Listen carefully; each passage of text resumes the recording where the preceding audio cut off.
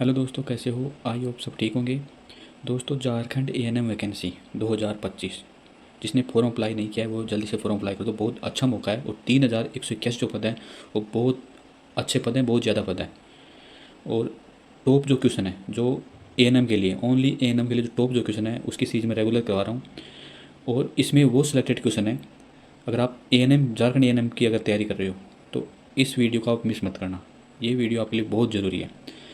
इस सीरीज़ में हम रेगुलर आपको वीडियो मिलेंगी। इसमें टॉप क्वेश्चन जो पैरामेडिकल एग्जाम में आए हुए जो क्वेश्चन है, जो काफ़ी बार 3 से 4 बार हर क्वेश्चन रिपीट हुआ है, वो क्वेश्चन मैं सीरीज में करवा रहा हूँ। और थ्योरी क्लास वो भी आप करवाई जाएगी। लेकिन आप क्या रिस्पॉन्स रहता है, अगर अच्छा रिस्पॉन्स रहता है तो हर चीज़ रेगुलर कर दी जाएगी। साथ में आपको फ्री ऑफ कोर्स नोट्स दिए जाएंगे। और उसके साथ हर टॉपिक के 50+ क्वेश्चन वो आपको प्रैक्टिस के लिए दिए जाएंगे। तो आपका अच्छा रिस्पॉन्स रहा तो सब कुछ आपको फ्री में उपलब्ध कराया जाए। कहीं आपको कोर्स लेने की ज़रूरत नहीं है। कहीं आपको 1000-1500 रुपये में कहीं भी जाने की कोर्स लेने की जरूरत नहीं है। हर चीज़ आपको फ्री में उपलब्ध कराई जाएगी। चलो, हम जो टॉप जो क्वेश्चन है मैं सेलेक्ट करके आया हूँ वो हम शुरुआत करते हैं। हमारा पहला जो क्वेश्चन है वो है गर्भावस्था की सामान्य अवधि कितने दिनों की होती है। यानी गर्भावस्था की सामान्य अवधि जो होती है ना मानव में, वो कितने दिन की होती है। तो इसका जो राइट आंसर है वो लगभग सभी को आता होगा।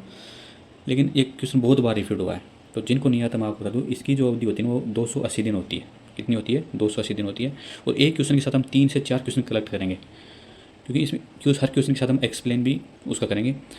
आगे हम बात करें, 280 दिन होती है। गर्भावस्था या प्रेगनेंसी की औसत अवधि 9 महीने 7 दिन, यानी लगभग लगभग हम अनुमान लगाएं तो 280 दिन या 40 सप्ताह मानी जाती है। अब आपको क्वेश्चन अगर थोड़ा हार्ड देना चाहिए तो वो इस तरह से ऑप्शन में दे सकता है, 40 सप्ताह दे सकता है ऑप्शन में, या इस तरीके से भी दे सकता है 9 महीने 7 दिन, ये भी दे सकता है। और इजी में आपको अगर क्वेश्चन पूछे तो 280 दिन ऑप्शन में दे सकता है। तो इस टाइप से वो क्वेश्चन पूछ सकता है। दूसरे क्वेश्चन की अगर हम शुरुआत करें, झारखंड राज्य का गठन कब हुआ था? तो झारखंड राज्य का जो गठन हुआ था वो कब हुआ था? तो इसका जो राइट आंसर है वो आएगा 15 नवंबर 2000। ये काफ़ी बार रिपीट हुआ है। और जो आप एनएम की जो एग्ज़ाम देने जा रहे हो झारखंड, ये इसके लिए वेरी वेरी इंपॉर्टेंट क्वेश्चन है।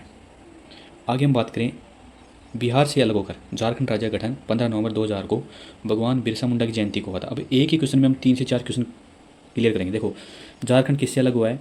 बिहार से अलग हुआ है। कब हुआ था? 15 नवंबर 2000 को।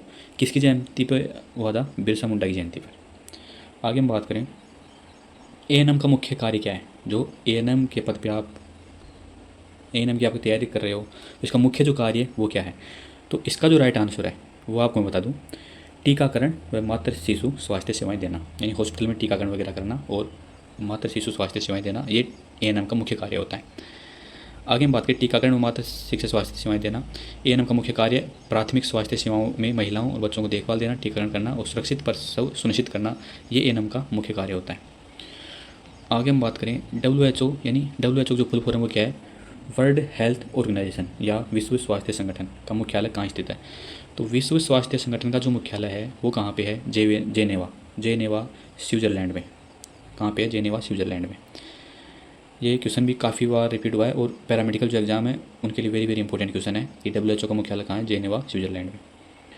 आगे हम बात करें, टीकाकरण किस प्रकार की रोकथाम है? टीकाकरण किस प्रकार की रोकथाम है? तो ऑप्शन में दे रखा है प्राथमिक, द्वितीय, तृतीयक या इनमें से कोई नहीं। तो टीकाकरण जो है ना वो प्राइमरी रोकथाम के अंतर्गत आता है, यानी प्राथमिक रोकथाम के अंतर्गत आता है।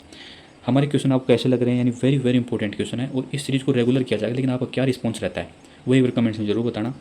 और टॉप क्वेश्चन जब तक एग्जाम होगी ना आपको हर टॉपिक क्लियर करा दिया जाएगा शानदार तरीके से। और मैं Vikram Swami selected in AIIMS, already AIIMS में सिलेक्टेड हूँ और अदर 8 कॉम्पिटेटिव एग्जाम्स भी क्वालिफाई हूँ। रोग होने से पहले बचाव करने की प्रक्रिया को प्राथमिक रोकथाम कहते हैं और टीकाकरण इसी के अंतर्गत आता है। याद रखना, टीकाकरण जो होता है ना वो प्राथमिक रोकथाम के अंतर्गत ही आता है। आगे हम बात करें, झारखंड में धनबाद किस कारण प्रसिद्ध है? यानी झारखंड जो है इसमें एक धनबाद जो स्थान है या डिस्ट्रिक्ट है वो किस कारण प्रसिद्ध है? धनबाद जो है ना वो कोयला खदान के लिए प्रसिद्ध है। किसके लिए प्रसिद्ध है? कोयला खदान। धनबाद को भारत का कोयला राजधानी कहा जाता है। यानी भारत की कोयला राजधानी जो कहा था ना, कहा जाता है, वो किसको कहा जाता है? धनबाद को कहा जाता है, क्योंकि यहाँ सबसे अधिक कोयला उत्पादन होता है। आगे हम बात करें, नवजात शिशु का पहला टीका कौन सा लगाया जाता है? यानी नवजात शिशु होता है, जन्म सबसे पहला, जन्म के बाद सबसे पहला जो टीका लगाया था ना वो कौन सा लगाया था? तो सबसे पहला जो टीका लगाया तो BCG का लगाया था। जन्म के तुरंत बाद नवजात शिशु को BCG का टीका लगाया जाता है। यानी सबसे पहले लगाया जाता है BCG का, उसके बाद OPV यानी पोलियो का, और फिर हेपेटाइटिस B का टीका लगाया जाता है। आगे हम बात करें झारखंड की आधिकारिक जो भाषा है वो कौन सी है। ये झारखंड एएनएम की वैकेंसी के लिए बहुत इंपॉर्टेंट क्वेश्चन है कि झारखंड की आधिकारिक भाषा कौन सी है। तो इसका जो राइट आंसर है ना वो हिंदी है। कि झारखंड की आधिकारिक जो भाषा है ना वो कौन सी है, हिंदी।